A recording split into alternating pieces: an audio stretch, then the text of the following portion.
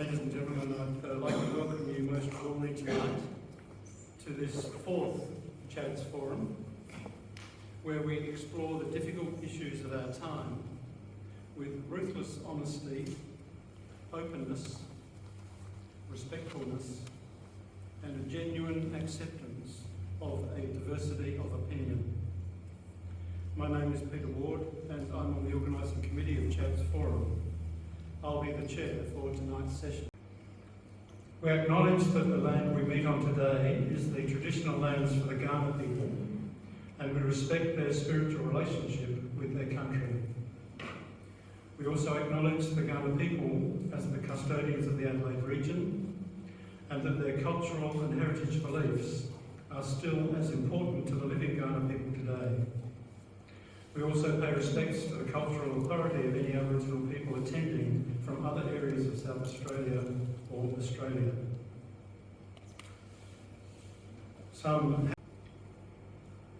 The reading list we make available for these sessions is always a challenge because we are here to deal with difficult issues. Tonight we are considering domestic violence, and the reading list we send out is particularly confronting. That list includes an article and a video detailing firsthand the experience of survivors of domestic violence. Also on the list there's a link to a 2019 Australian Government report that notes 2.2 million Australians have experienced physical or sexual violence from a current or previous partner. That's approaching 1 in 10 across the population as a whole. But I believe it is more like 1 in 4 for women. Importantly, on the list there's a link to the 2019 4-year National Plan to reduce violence against women and their children. It established 4 high-level indicators to assess progress. We're in the final year of that plan, and perhaps our speakers will have an update on progress against those indicators. Of particular importance to some of us here tonight, the reading list also includes an ABC investigation into the intersection of domestic violence and the Christian churches. The journalists uncovered reports commissioned by the churches in 1990 and 1994 saying that the problem can no longer be ignored. But those reports were ignored, as was a second Anglican study in 2005. Perhaps the third report, commissioned by the Anglican Church and released last year, will finally gain some traction. I'd like to welcome our 2 speakers for tonight, Karena Jowsey and Stephen Ogden. Also welcome Karena's husband Dave. Karena and Dave have 2 young children, and if that doesn't make life complex enough, Karena is completing a Master of Social Work. Karena and Stephen come at this issue from different perspectives. Karena is an experienced practitioner and trainer in crisis support, mental health, domestic and family violence, and suicide prevention. Stephen is an Anglican priest and academic. In his pastoral work, Stephen has also seen the problem firsthand, but as an academic, he has explored different causative factors in his 2 books and other publications. We'll hear from both speakers and then take questions together at the end, so please hold your questions until then. The speakers have agreed to a recording being made available on our meetup page. For privacy reasons, the recording of the question session will not be published. It will be used simply to help create a brief and anonymous summary of the Q&A session, but will then be deleted. So, first to Karena for her perspective from the coalface of the issue. Please welcome Karena Jowsey.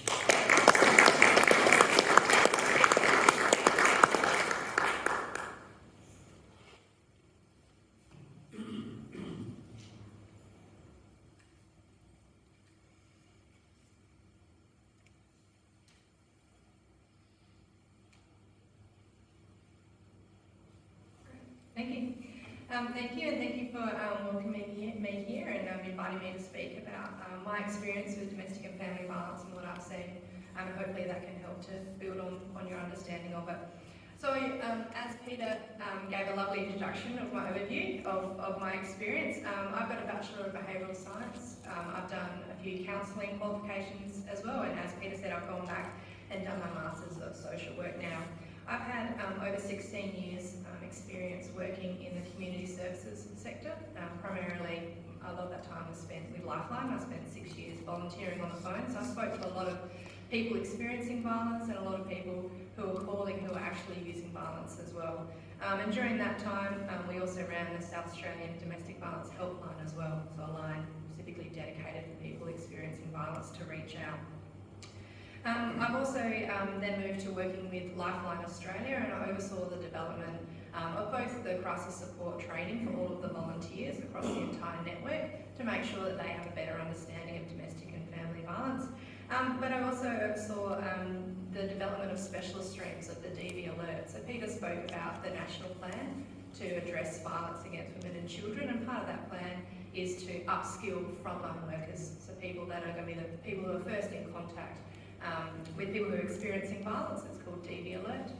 We developed some specialised streams around working with women with disabilities, working with interpreters, working with complex forms of violence. So that's a lot of people that have refugees that have got lots of complex violence that might occur with that, and also working with men who use violence as well to be able to upskill those groups. As Peter said, you know, when we talk about domestic and family violence, it can bring up some feelings that maybe we didn't know that we had, that might have been sitting there for a while, or might be new, we might be ourselves going through something, or loved ones around us. So feel free just to get up and have a break from this heavy topic at any time. Feel free to go into the other room, get yourself a nice warm cup of tea. I just want to mention about the use of language, because I think the use of language is really important and it can be really powerful with how we can support people and how we might actually hinder that working relationship as well. So I guess the first thing is that we can't shy away from the fact that domestic and family violence is gendered. We do need to talk about it in a gendered form because the rates of violence towards women is a lot higher towards men. Now, in saying that, that does not minimise in any shape or form the experience of men who experience violence in the hands of an intimate partner. And also in saying, when we talk about statistics being higher for women, we're not saying that all men use violence. Violence is a choice, so in saying that, lots of men in our communities, in our families, and our loved ones choose not to use violence. So when we are talking about this, it's important to remember that as a context as well when we start to use this as a gendered language.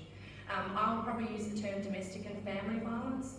That's seen as a more inclusive term, especially in our Aboriginal communities, who talk about it not just as being intimate partner, but around it being towards other family members using violence as well.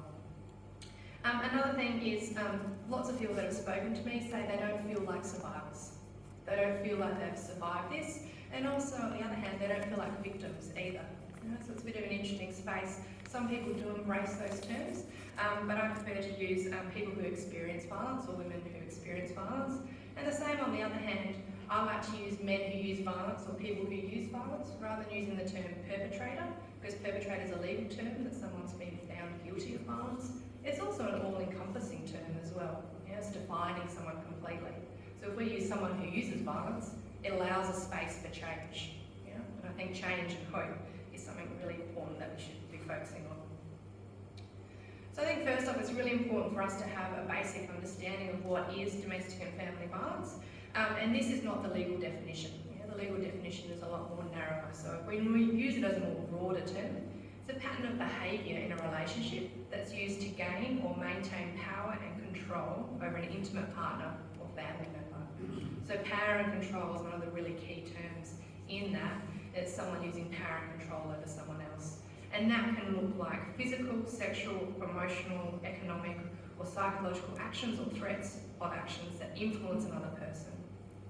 You know, so they can use these behaviours to really intimidate someone else as well. So we know that on average, one woman a week is murdered by her current or former partner. Yeah, so just when an abusive relationship ends, that doesn't mean that's when the violence necessarily ends as well.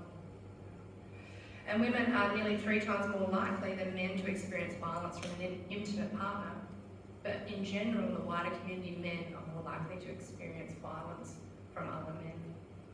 So these are sort of the statistics that we need to understand. So these are the categories of abuse. And I think it's really important that we do talk about these different categories, because sometimes people might think that domestic and family violence is only physical or sexual or verbal. And it's a lot more layered and a lot more complex around that. So physical abuse can include things like slapping or hitting or punching, pushing, but even using a weapon or damaging things around someone. Yeah, so punching a wall, yeah, so using that intimidation near someone, so using that physical violence near someone. Sexual abuse, so this could be around forcing someone to do sexual acts that they're not wanting to do. Rape. It could be around videoing sexual acts and then sharing that without people's permission as well. And it can also include things like controlling contraception as well. So it can be quite varied around what that looks like. Emotional and psychological, so this can include name calling or verbal abuse, undermining someone's ability, so undermining, you're not any good at the job that you do. You're not a good parent. Also threatening violence as well. So threatening to harm that person or threatening to harm loved ones around them as well. Cultural and spiritual, I think this is a really important one that doesn't get much light around that as well, but it can be seen as using spiritual texts to justify actions. And that can be seen across all religions around things like that. Denying people access to their spiritual beliefs, being able to go to where they want to go to ceremonies, not being allowed people to do that. Starting, rumours or that person's gone a bit crazy, so then they're moved away from their community, they no longer have that connection to their spirituality as well. Financial, so this can be around controlling the income, around not letting people have much access to money. There was one person I spoke to, she had to return every single receipt that she spent money for. And a lot of times, all of the women that I spoke to, they wouldn't be given enough money to be able to cover the bills. So then that would lead into more emotional abuse. You're useless. You can't provide for the family because you couldn't even manage to get to the grocery shopping and provide enough food for everyone. So you can see some of these abuse types can intertwine. And lots of people never experience just one type of abuse. They're experiencing abuse from lots of different categories, unfortunately. Also with financial abuse as well, it can be forcing people to take out credit cards, taking out loans in the other person's name to make sure that they're even more trapped. So people might have lots of gambling debts and taking out lots and lots of loans and putting it in the other person's name. So if they ever do leave, then they're left with that debt as well. Verbal abuse as well, so this could be publicly putting someone down. So in front of friends and the family, putting them down. Also, it could be seen in as outing different things. So someone in the LGBTQI communities, it can be threatening to out people to their employer, maybe if they haven't wanted to disclose that information yet. So it can be quite layered. Socially as well, so this can be around monitoring. Who are you talking to? Who are you hanging out with? Why are you seeing that person? Why are you doing that? Humiliating the person in front of others.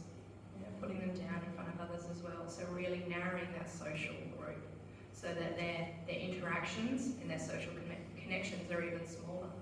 Then it's less likely for people to pick up on this abuse, pick up on the behaviour as well. It's really isolating that person. So you can see a lot of times, a lot of people are saying this is the 4th time we've moved in 2 years.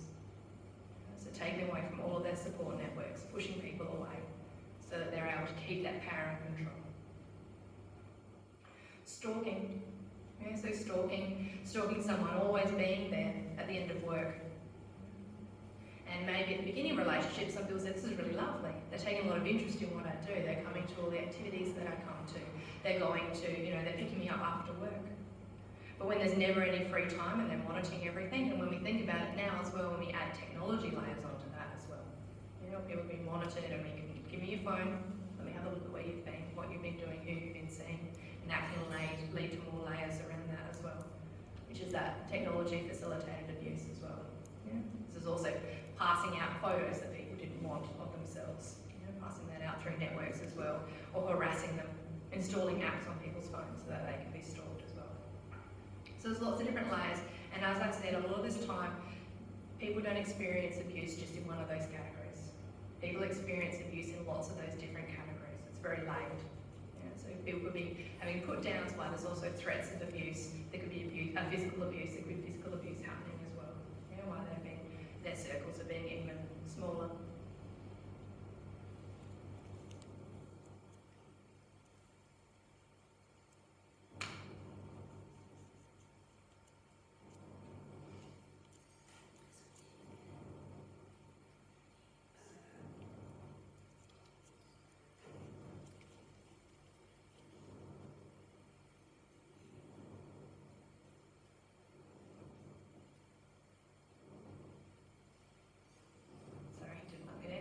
So it's very small here, so it's probably very hard to read, but I really wanted to bring this up here. It's called the Duluth wheel, and I'm sure Peter will be able to, probably I'll send the copies to Peter and he'll be able to send them out so you can have a closer read of it. But this is around that power and control. So this is talking about those different ways that people use power and control over someone else. So using intimidation, using emotional abuse, using children against the other person. So say your mum's not really very good. Your mum's not very good at cooking. That wasn't a very nice meal, was it?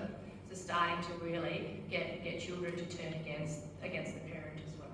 This is what that Duluth wheel's around. It's around, and this is a tool that I used when I worked with people experiencing violence, even people using violence as well, just to start to put it out there in front of someone so they can look at it, to start to say, okay, maybe some things are happening in my life that isn't how I want it to go. And then on the flip side of that is when there is no violence. And what does that look like? Shared responsibilities, non-threatening behaviour, respect, trust and support. So really starting to understand what that looks like and unpacking it. Because a lot of times when someone's been in a relationship, it doesn't start abusive on day one. The first time someone meets someone, it's not abusive. There are lots of moments of great times within that relationship, and then the abuse starts to increase and become more.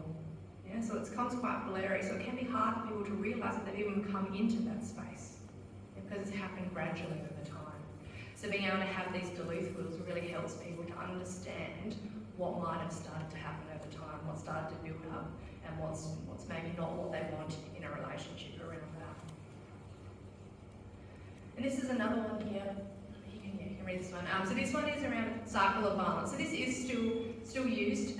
Some practitioners don't like using this because they feel that their clients don't actually experience this. That violence actually happens all the time. It doesn't happen in cycles. So for some clients, this doesn't make any sense for them. But I still find it is a way to try and present it and see if this does make sense for clients, because this can be people's reality. It's because for some people, violence doesn't happen all the time. There are moments when they're a great parent, when the relationship's really lovely and they're enjoying their time together. But you can see here on this cycle that there's this build-up phase. People start talking about this. It's feeling like they're walking on eggshells. They don't know when something's going to happen, but something's going to tip over soon. They can just feel it. They can feel a change in the environment. Then there's that standover phase, where things are really getting quite intense, and then there's the explosion. Whatever that looks like, whatever combination of violence is used in that relationship, that's then what people experience at that time. And then there's a remorse phase. I'll never do that again, I'm so sorry. It was the drinking that made me do it. Oh, if only you'd just done this, then I wouldn't have had to do that. So it's starting to feel sorry, and then there's that pursuit phase where people then start to, that's when all the lovely, the honeymoon phase starts to kick back in. There's flowers and chocolates and promises of change, promises of going to counselling together, and we can do things differently, and then it can go back around. Now, some clients I've worked with, they've said that this cycle can happen every week. Some people it's every day, some people it's multiple times a day, sometimes it might only be once a month. It's very different. But being able to talk about this, it has helped some clients to feel like, yes, this is what's happening for me, and also normalising that this does happen, unfortunately, and that people can then start to find a way through that. And I think the big question that always gets asked in training, whenever I talk about domestic and family family violence is, why don't they leave? If it's so horrible, why don't they just leave?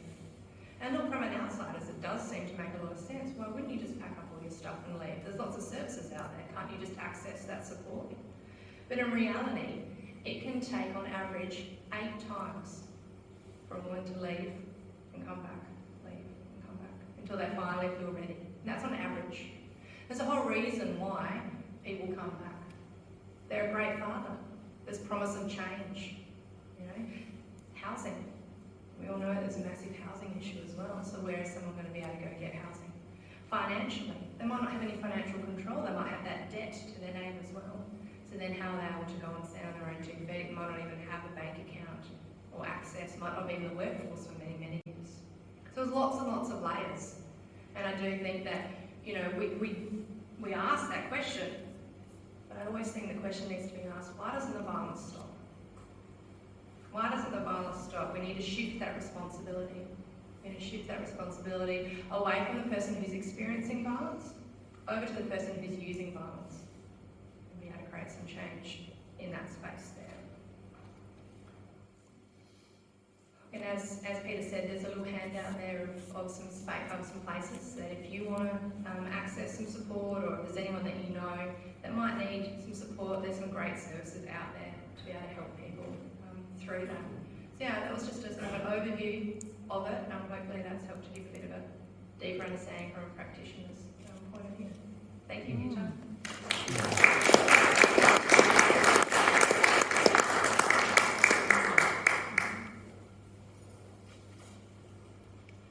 Thank you very much, Karena. I'm sure folks have a number of questions that they've made a mental note of for later. So Stephen Ogden is locum priest at St Mary Magdalene's Church in the Adelaide CBD and research fellow at the Centre for Public and Contextual Theology at Charles Sturt University. Previously, Stephen was the principal of St Francis Theological College, Brisbane, and the Dean of St Peter's Cathedral here in Adelaide. Stephen is interested in theological anthropology and various issues around power, violence and gender, and more particularly, if I've understood correctly, our conversations, a mistaken sense of entitlement. So ladies and gentlemen, please welcome the Reverend Dr. Stephen Ogden.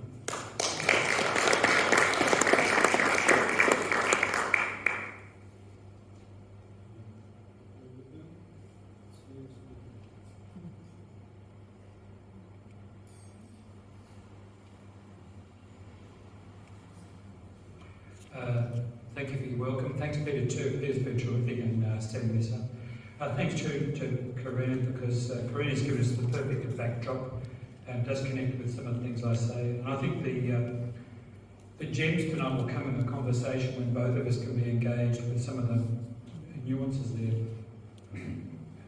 I hadn't planned to say this, but I'm interested in the causes of things. And today I've been really disturbed by the massacre in Texas today, and also I've spent a bit of time in the States, the American gun lobby, and some of the things I'll say are actually relevant to the American gun lobby, so you might want to raise some questions later on about that.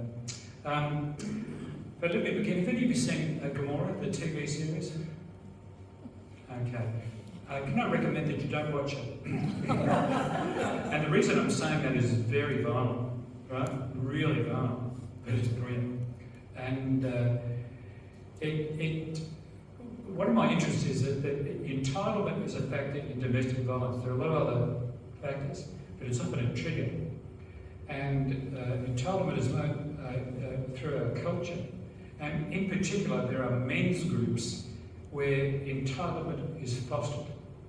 So in Gomorrah, it's set in Naples. Technically, it's not about the mafia. The mafia, technically, we think of, say, Sicily or Calabria. In Naples, it's more gang warfare. But the relationships between the central characters in Jenny and Ciro are Shakespearean. The jealousies, the issues of shame, the competition for status, the sense of entitlement. And one of the foremost experts on mafia studies is an English scholar, John Dickey, and he gets all his students to watch Gomorrah before they start mafia studies. So I'm not going to say much more about it. I love the series, but please don't watch it. No, it's really violent, but it picks up the problem of certain, not all, but certain groups of men and the binds that they get into, and the tragedy of it, really, and all the victims along the way that get caught up in it. But that's Gomorrah. And if you have a faith perspective, it's Cain and Abel writ large. It's quite remarkable. In a moment I'll look at some of the fine detail, but I am interested in entitlement, and I'm interested in the cultural things that foster entitlement, which then becomes an important ingredient in domestic violence. Oh, good. I'm hopeless with technology, and I've even left my notes over here.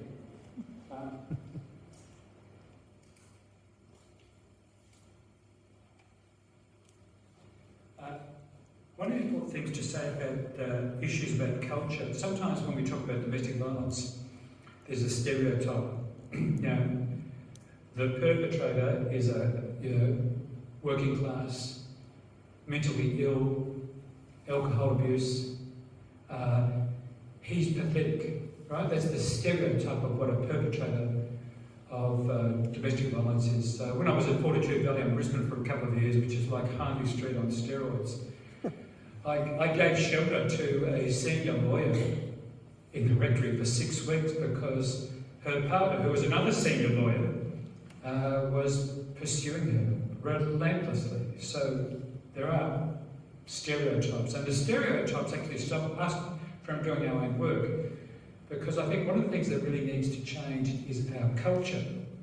So once we stop talking about, and I agree with what Karena said, perpetrators are kind of a blaming word that takes the person out of the family system, right? So I want to talk about our culture, and once we start to talk about the things in our culture that shape that sense of entitlement that's associated with violence, we have to take some responsibility for those cultural things, because we have a role to play culturally with fostering this sense of privilege or entitlement. Part of my approach is theoretical, and sometimes as soon as you mention theory, people go to sleep, so I'm watching you very closely. But theory is a bit like joining the dots, right? And often, if you can join the dots in new ways, you often then help further research and practice and policy, right? So in a sense, it is partly a theoretical approach, but I'm hoping that it provides people with a new map for looking at things.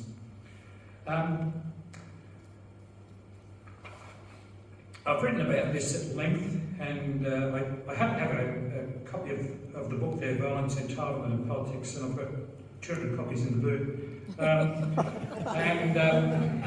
It's an academic book. It will come out in paperback in a few months. But it's short chapters, and I do have an easy style. And I think it is dealing with some important things. And essentially, I'm pursuing this. A lot of the stuff I'm saying now, I'm pursuing in that book about changing the culture. So there is a reference. Let me give a little bit of personal background. I've been and it helps explain why I'm interested in these things. I've been involved in the church a long time, and I know where the bodies are. And Dean of St Peter's Cathedral, Principal at St Francis College. I've served on Archbishop's teams for 18 years, General Synod Standing Committee. I've seen it all. And about 20 years ago, when I first went to Brisbane, and this is not to go beyond this room, I was staggered by the amount of bullying I saw in the church. Absolutely staggered by the bullying. And at first I thought it was just me, and I can remember going to the head of HR there in the diocese, and he said, it's not just you. And in the church, that sense of entitlement, which I'll explore in a bit more detail, it's kind of masked. There's a kind of piety that is used to conceal a sense of entitlement in the church. How can we, I can remember years ago, please don't try and guess, I used to serve with a bishop who used to yell all the time at people in meetings. Now that's abuse, right? And no one ever challenged him, except me. No one ever challenged him because he was called by God. Now, I'm giving a stereotype of this, but in the church, issues of entitlement and bullying are very hard to get at because of the culture. So I have written, there's a book I wrote a few years ago, and Marie has read it. So I was very impressed with Marie, top of the class, called The Church, Authority and Foucault. And I look at things like veto powers, withholding power, gossip, secrecy, and silence. And it's not because I hate the church, I love the church, but unless we're transparent and honest about things, I was having a chat with Jeff about that, unless we're transparent about what's really going on, we can't change, we can't grow. But that was when I really started to come across this whole issue of entitlement. But years later, I ended up, like I said, in Brisbane, and I spent 2 years in Fortitude Valley. Do you know Fortitude Valley? No. Really interesting area. And while I was there, I supported a number of people who were survivors of domestic violence. And also while I was there was a young lad, his first time into the valley, and he was killed by a one-punch attack. 2017. It was so disturbing. So I went and did some, whilst I had some pastoral experience as well as academic interests, I went and trained for a little while with DV Connect in Brisbane. Do you know DV Connect in Brisbane? They are brilliant. And they've done some fantastic work, including there's a young copper there who's working with DV Connect now. He's a gay man and he's working very closely with the queer community on domestic violence. But I did this training workshop, 3-day training workshop with these experienced counsellors and psychologists, and they were brilliant. But many of those many women had worked in the area for 20 and 30 years. It's just staggering that they could survive in that. And in fact, the person who ran it, she worked in Ipswich. You know, Ipswich is a pretty tough area in Brisbane. She worked in there for 20 years. And they keep using this word entitlement. And over coffee, when I asked them to explain to me, what do you mean by entitlement? They couldn't explain it, but they said it was a big issue. And in many ways, that set me off on writing a book. So what I did was, whilst at one level it's a theoretical book, I looked at something like 30 studies of domestic and military violence, empirical studies, autoethnographic studies. I've read heaps of material, and just by a lot of this really good stuff comes out of Glasgow. There's some really interesting organisations in Glasgow that work on domestic violence. And it's amazing that there are similarities between violence in the military and violence in domestic violence. Often there's been a lot of study of people who are torturers in the military, and often they have a sense of entitlement. They're entitled to torture this other person. But nearly all the studies conclude with, well, we think this attitude of entitlement is really important, but we don't really know what it is. No one's really defined it, and it's related to culture. In the book, I quote 4 or 5 studies from the States. These are empirical studies, and they conclude with, we won't get anywhere until we look at our culture. Unless our culture changes, then we're going to go round and round and round in circles in terms of addressing it. Now, I will drill down there a little bit, but just to give you a bit of feel for this sense of entitlement, it permeates our culture. It permeates the church. I won't, you'll have to invite me back. I can tell you some horror stories about what's happened in the life of the church because some leader had a sense of entitlement. And usually people with a sense of entitlement, it's usually he usually exempts himself from normal procedures. He's above the law, and if something happens that's dreadful, there's no regret because he felt that that's what he had to do. It was his duty. So that was in the life of the church. But it's a very powerful thing culturally. So, for example, the slave trade was based on issues of entitlement, particularly what we call Anglo-settlers. So Canada, South Africa, Australia, and America have very similar patterns of behaviour where different people felt entitled to do it. And it creeps in, it's like osmosis. Simple practical example, you all know Angus Street. So George Fife Angus, like Wakefield, benefited from the slave trade. So when the slave trade was abolished, he had 144 slaves in the Honduras, and poor fellows, they stopped the slave trade, but the British felt they should compensate them for their losses. So George Fife Angus at Angus Street received money for 144 slaves, and it was just seen as normal because he was entitled to receive that. As I mentioned torture, but also extrajudicial assassinations. We see Putin's invasion of Ukraine. He feels entitled to do so. It's not just the Ukraine. During Obama's administration, and I'm a big fan of Obama, he authorised from the Situation Room more extrajudicial assassinations than all the previous presidents combined. That is, when they target someone with a missile or a drone, Obama authorised more than all the previous presidents resigned. Why? Because he felt entitled. You learn entitlement through the pause of your skin, and it becomes a natural kind of thing to do. So it's a complicated. And more recently, of course, we had the invasion of Capitol Hill in Washington, which was about entitlement. Some of the stuff I want to say in the next panel has been more than adequately covered by Karena, so I won't belabour that too much. And most of those things have been adequately covered. What I will say down the bottom is, sometimes when I've given this talk, usually a man takes me aside and starts to say, well, I'm not violent.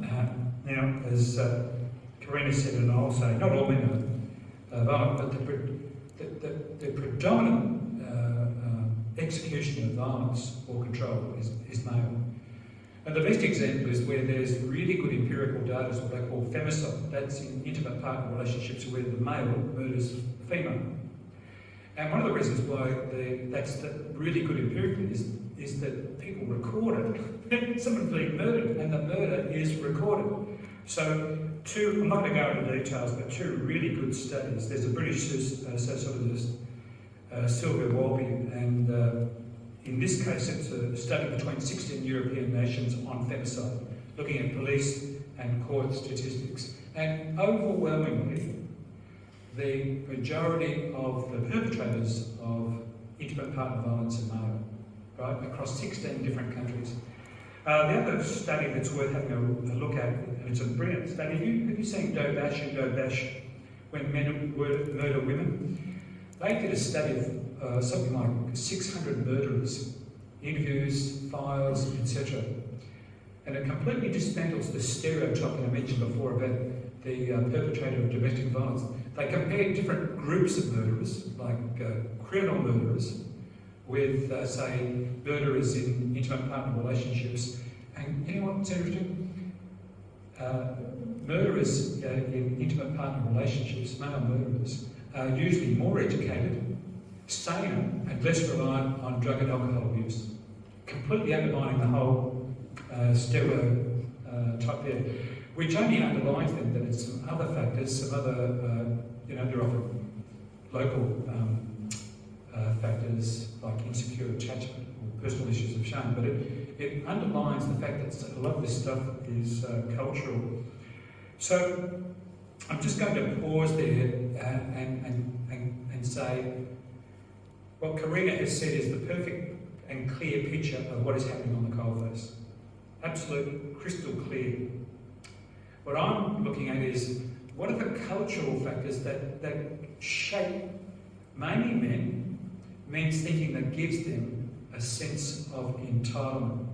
So what I've been focusing on the last couple of years since that book is how men behave in groups. Now this is not all men, and I'll give you a perfect example of that in a minute, but there's something about men in groups which is really scary. How am I going? Where's Peter? How am I going for time, Peter? No, probably about another 10 minutes. Okay. I'll just pick up the gun lobby. A lot of male groups, and the gun lobby is not exclusively male, it's predominantly male. Often what what propagates issues like entitlement is group membership. So, for example, if you've studied the United States history since the Civil War, you'll see that certain groups of men are held together by common values. It's usually racism. It's also evangelical faith, even if they don't go to church. I'll often say I'm a white evangelical, and often a sense of entitlement. And belonging to the group, the particular group, whether it's the gun lobby or a mafia group, is often more important than actually dealing with issues or people or family. The group belonging is often the thing that completely undermines a lot of these kind of issues. It came home to me when the whole Brittany Higgins thing came out, and some fantastic Australian politicians. You know, it was very moving. I remember seeing Julia Banks talk about her experience. Since she's retired, Julie Bishop's had some very powerful things to say. And basically, whilst there are female representatives, it's a very blokey culture, the Canberra bubble. And it's very hard to change. It's a bit like you ask female priests, and we've had them for 30 years, how difficult it is to change church culture. Even though we have female priests and female bishops, representation itself doesn't necessarily change culture. So I'm very much interested in masculinity and violence, bearing in mind that sometimes the perpetrators can be female. There's often male-to-male violence in war situations.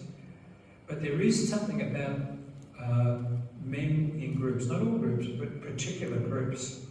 And just a couple of references there.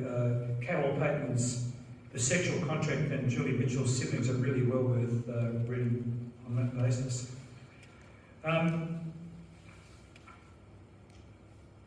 There's been a lot done on men in groups, and the groups that I'm about to describe now, they may seem disparate, but mafia groups,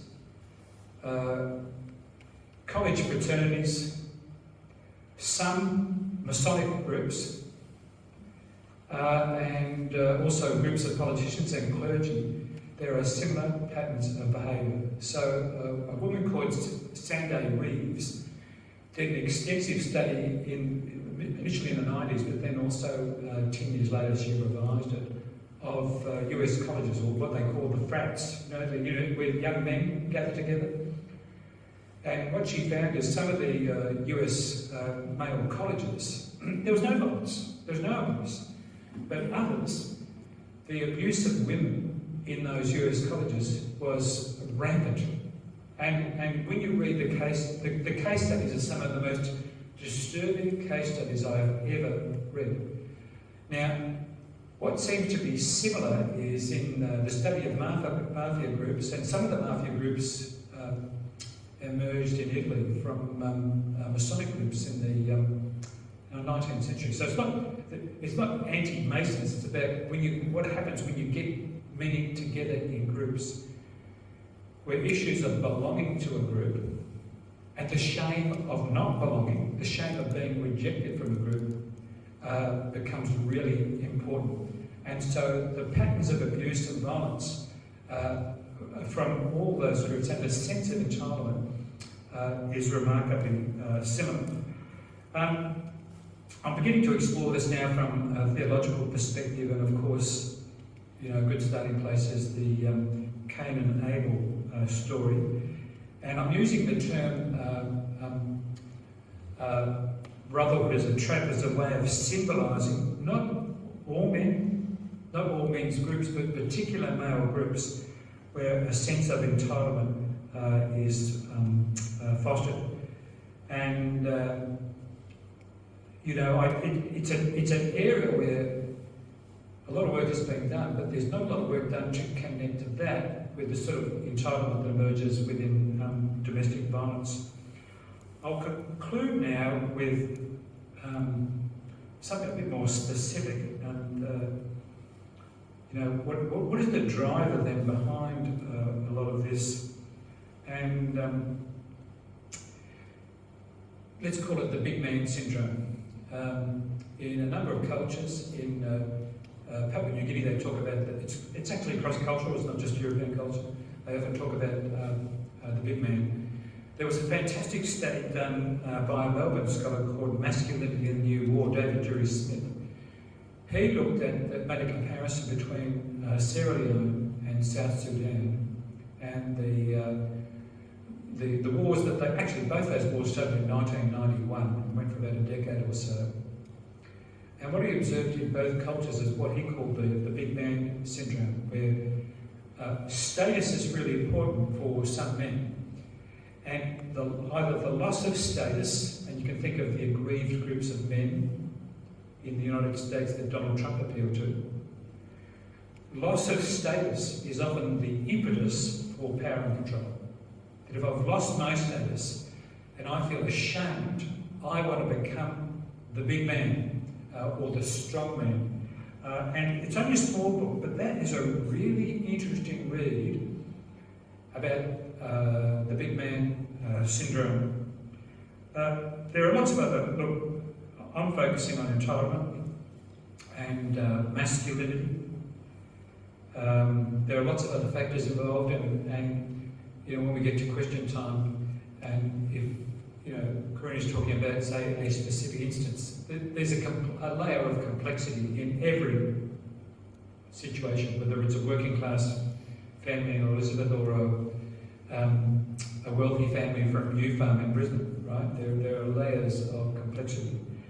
I just think that entitlement plays a role as a catalyst, often for violence. It's often a trigger.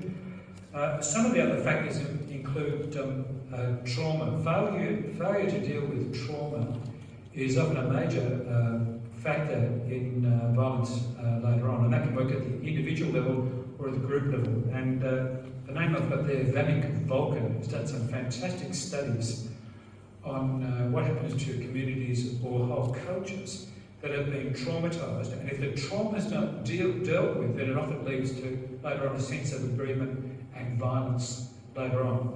So if we come back to the American gun lobby, in the United States, and I've spent some time in Richmond, Virginia, in the United States, in certain pockets, like certain pockets of Australia, there's an incredible sense of agreement.